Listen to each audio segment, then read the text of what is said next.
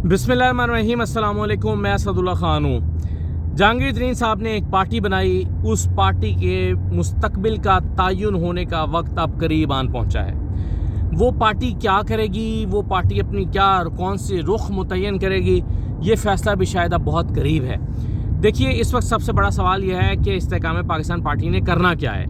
अपने तौर पर तो ये कुछ कर नहीं सकते क्योंकि ठुस हो गए हैं। जिस आस उम्मीद के साथ ये पार्टी बनाई गई थी, वो पार्टी जो है वो आस उम्मीद तो अब टूट गई है, क्योंकि उसमें नहीं लग रहा कि कोई दमखम है या वो कोई रिजल्ट्स दे सकती है। तो अब सवाल यह है कि उन्होंने क्या करना है। तो दो सूरतें अब करीब हैं, दो सूरतें हो सकती हैं।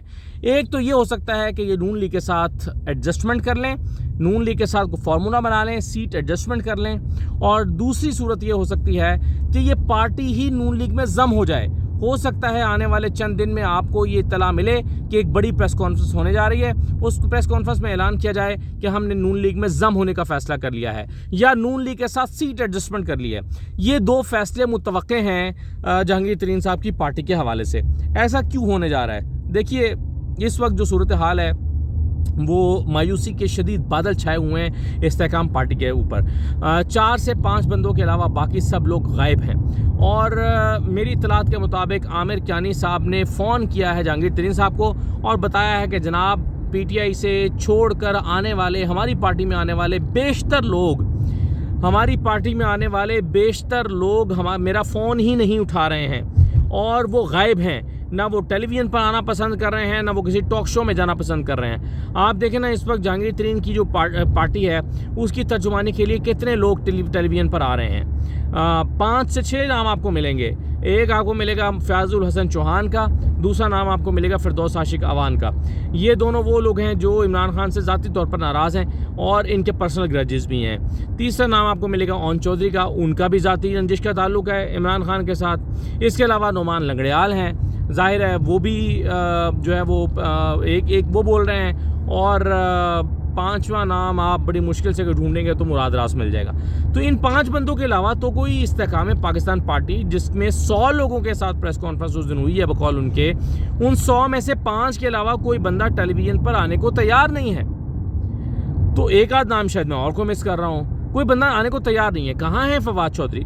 वो क्यों नहीं टेलीविज़न पर आ रहे? क्यों नहीं कोई एक्टिविटी कर रहे? क्यों नहीं इस पार्टी का नाम इस्तेमाल कर रहे? क्यों नहीं उन्होंने अपनी डीपी चेंज की है? क्यों नहीं उन्होंने अपना प्रोफाइल स्टेटस चेंज किया है, ट्विटर का बायो चेंज किया है? क्यों नहीं वो बता रहे कि वो इस्तेहकाम पार्टी में चले गए हैं? अली जैदी कहाँ हैं? इमरान इस्माइल कहाँ हैं? तो जहांगीर तरीन की पार्टी, इसलिए मैं कह रहा हूँ कि आते ही ठुस हो गई है, क्योंकि इस पार्टी में अब कोई भी बंदा यानी सर उठा के चलने को तैयार नहीं है कि मैं इस्तेहकाम पाकिस्तान पार्टी में आ गया हूँ। कोई भी बंदा इस्तेहकाम पाकिस्तान पार्टी का परचम थामने के लिए तैयार नहीं है। ऐसा लगता है कि इस जमात को वो एक बहिश्ती दरवाज़ा समझते हैं जो अपने गुनाहों को बख्शवाने के लिए वो क्रॉस कर रहे हैं। ऐसा लगता है कि वो सिर्फ जैसे बहिश्ती दरवाज़ा को क्रॉस करें तो आपके गुनाह बख्शे जाते हैं, आप जन्नत में दाखिले की आपको सनद मिल जाती है। ऐसा लगता है कि ये सनद हासिल करने के लिए बहिश्ती दरवाज़ा क्रॉस किया जा रहा है। इसके अलावा वो मज़ीद कुछ नहीं करना चाहते, वो मज़ीद कुछ और नहीं चाहते। तो यही वजह है कि मायूसी के शदीद बादल छाए हुए हैं। आप देखें ना, कई लोग तो ऐसे हैं जिन्होंने अपनी पोजीशन वाज़ेह करनी शुरू कर दी है। मसलन आप देखें कि रंधावा बरादरान जो है, उन्होंने पार्टी छोड़ दी है। उन्होंने कहा कि जी हम जहांगीर तरीन के साथ नहीं चल सकते। और महमूद मौलवी ने कहा कि मैं इस पार्टी में नहीं हूँ। तो कई लोगों के सामने ये सवाल है और वो ये सोच रहे हैं कि भाई, अगर हमने जहांगीर तरीन साहब ने नून लीग के साथ सीट एडजस्टमेंट ही करनी है, तो फिर क्यों ना हम जाकर सीधे सीधे नून लीग के पाँव पकड़ लें और उस पार्टी में चले जाएं। तो मुझे ये लगता है कि इस वक्त जो सूरत हाल है उसमें जहांगीर तरीन की पार्टी में शामिल लोग बहुत सारे बेयकीनी का शिकार हैं। अब ऐसे में जहांगीर तरीन साहब को क्या सूट करता है? वो यही सूट करता है, या तो वो नून लीग के साथ सीट एडजस्टमेंट कर लें या फिर वो पार्टी को में जम कर दें। ऐसा करने से क्या नून लीग को फ़ायदा होगा? देखिए, नून लीग तो ये कहती है ना बज़ाहिर कि जी हमारे पास तो जगह ही नहीं है, हम तो इस पार्टी को ले ही नहीं सकते, या हम तहरीक इंसाफ छोड़ के आने वालों को नहीं ले सकते क्योंकि हमारे पास जगह नहीं है। तो मुकम्मल तौर पर ये फार्मूला उनका दुरुस्त नहीं है, क्योंकि अगर आप देखें ना, भक्कर में चले जाएं, सईद अकबर नवानी है, तो सईद अकबर नवानी अगर जहांगीर तरीन के प्लेटफॉर्म से लड़ रहे हैं तो नून लीग का अपना तो वहाँ पर बंदा ही नहीं है। इसी तरह से जो है वो अगर लिया में मक्सी लड़ रहा है, कैसर मक्सी, तो कैसर मक्सी अगर जहांगीर तरीन के प्लेटफॉर्म से लड़ रहा है तो इनके पास क्या ऑप्शन बचती हैं? फिर वो ये ताहिर रंधावा वगैरह बचते हैं। तो ताहिर रंधावा भी अगर इनकी पार्टी में नून लीग में नहीं है तो नून लीग के पास अगेन वहाँ पे जगह नहीं है। हाँ, कुछ सीटें ऐसी हैं जहाँ पर आप कह सकते हैं, मसलन फैसलाबाद में अजमल चीमा के मुकाबले में आज़ाद तबस्सुम नून लीग का अपना मौजूद है, तो वहाँ ठीक है, वो अजमल चीमा को नहीं टिकट देंगे, कहेंगे जाओ तुम जाके कोई और रास्ता ढूंढो। तो इस तरह की सूरत हाल में नून लीग भी शायद ये फार्मूला एक्सेप्ट कर ले। लेकिन इसका नतीजा क्या निकलेगा? इसका नतीजा ये निकलेगा कि जहांगीर तरीन की पार्टी जो टूट कर आई है, नून लीग से क्या शिकवा है लोगों को? नून लीग से शिकवा ये है कि तुम लोगों ने बहुत महंगाई कर दी और तुम लोग चोर हो, तुम लोग सारे मिलकर जो है इमरान खान को बाहर निकाला और तुम गुलाम हो। यही इल्ज़ाम आता है ना, यही बयानिया है जो इनके खिलाफ, नून लीग के खिलाफ बनाया जाता है।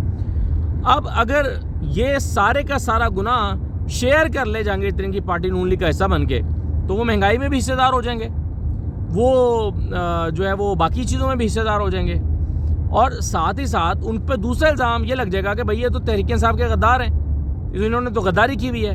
तो आप सोचें कि दो तरह का धचका उनको लगेगा। एक तो गद्दार का ठप्पा पहले लगा हुआ है, तहरीक इंसाफ के गद्दार हैं, नफ़रत का वोट तो, नफ़रत का इजहार तो उनके साथ पहले हो रहा है। दूसरा, वो नून लीग में चले जाएंगे तो रही कसर भी ख़त्म हो जाएगी।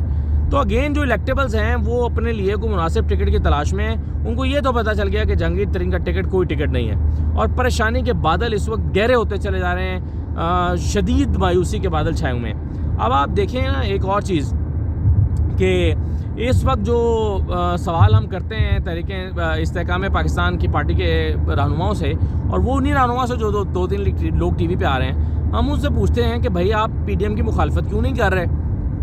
तो वो कहते हैं कि जी अभी हमने ये फ़ैसला नहीं किया, हमने गाली गलौज की सियासत नहीं करनी, हमने ये फ़ैसला नहीं किया कि हमने क्या करना है।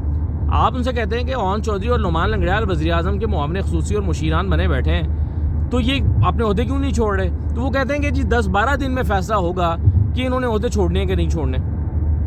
तो इसका क्या मतलब है? इसका मतलब ये है कि 10 दिन में ये फ़ैसला होगा कि अगर हमने नून लीग के साथ जाना है तो फिर तो ओहदे छोड़ने की कोई ज़रूरत नहीं है, और अगर हमने नून लीग के ख़िलाफ़ जाना है तो फिर हम ओहदे छोड़ देंगे।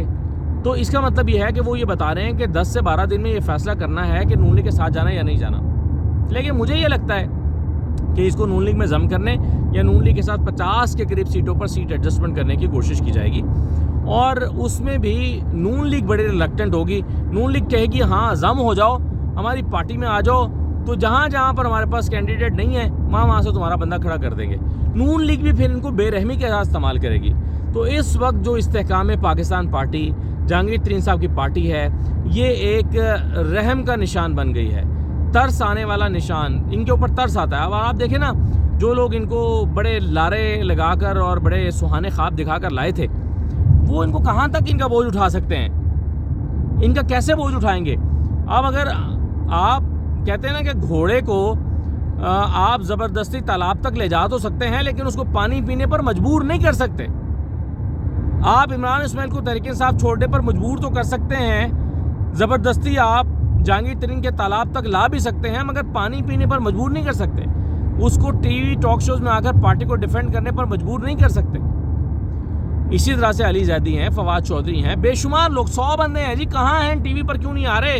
हम तो ढूंढते फिरते हैं, फ़ोन ही नहीं मिल रहे, राब्ते ही नहीं हो रहे। आज आके मुराद सईद हैं, फयाजुल हसन चौहान हैं, ओन चौधरी हैं, फिरदौस आशिक अवान हैं, इनके अलावा नुमान लंगड़ियाल हैं, इनके अलावा आपको कोई बंदा नहीं मिल रहा। और इनमें से भी इन 5 में से भी 4 वो हैं जिनकी इमरान खान से ज़ाती लड़ाई है, और वो पर्सनल स्कोर सेटर कर रहे हैं। और जो इमरान खान के ख़िलाफ़ खड़े होंगे, वैसे वैसे इनका अपना हल्का जो है वो शदीद खूह खाते में जाता रहेगा। तो जहांगीर तरीन साहब की पार्टी के हवाले से बड़ा फ़ैसला करीब है। मुझे ये लगता है कि बड़ा फ़ैसला करीब है, और इस वक्त जिनकी ज़िम्मेदारी लगाई है, आमिर कियानी साहब खुद देखें टेलीविज़न पर अपीयर नहीं हो रहे, और जिनकी ज़िम्मेदारी लगाई है कि वो तहरीक इंसाफ से आए हुए लोगों को ज़रा राब्ते में रहें और उनकी वफ़ादारियाँ यकीनी बनाएं, वो लोग उनका फ़ोन ही नहीं सुन रहे, आमिर कियानी साहब का फ़ोन ही नहीं सुन रहे, और ये सारे लोग गायब हैं। तो ऐसा लगता है कि अभी तक फ़ैसला जो है वो नहीं किया कि उन्होंने सियासत कहाँ से करनी है और कैसे करनी है।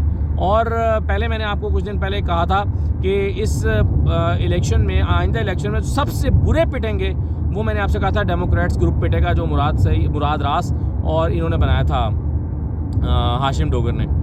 तो वो ग्रुप तो खैर मेरी खबर मेरे इस एनालिसिस के 2-3 दिन के अंदर अंदर ही ढेर हो गया। तो पता चला कि मेरा तज्जिया तो बिल्कुल ठीक साबित हो गया। मैंने कहा था ये पिटेंगे, उनको खुद पता चल गया पिटेंगे, और वो आगे इस प्लेटफॉर्म पर आ गए।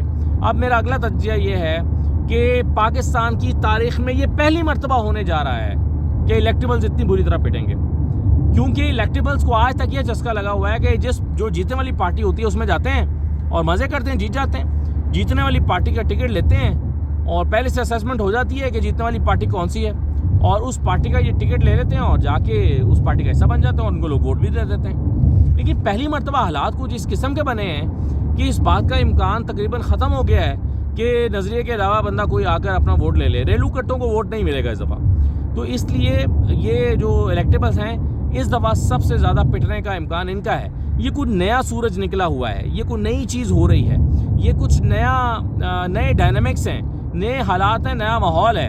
उभरा एक मंजर नया, सदियों के मंजर काट कर रख दिए हैं शहरगों ने, रख दिए हैं आपके खंजर काट कर। उभरा एक मंजर नया, सदियों के मंजर काट कर शहरगों ने रख दिए हैं आपके खंजर काट कर। तो शहरगों ने इस दफ़ा खंजर काट दिए हैं, इस दफ़ा बिल्कुल मुख्तलिफ हो गया है। इलेक्टेबल सोच नहीं सकते कि क्या होने जा रहा है। तो ये जो चीज़ें हैं ये आइंदा चंद दिन में वाज़ेह हो जाएंगी, और अगर ये तरीके इस्तेकाम पार्टी ये फैसला करती है, इस्तेकाम पाकिस्तान पार्टी ये फैसला करती है कि वो ख़ुद को नून लीग में जम कर रहे हैं, तो इससे नून लीग को तो कुछ फ़ायदा शायद हो जाए।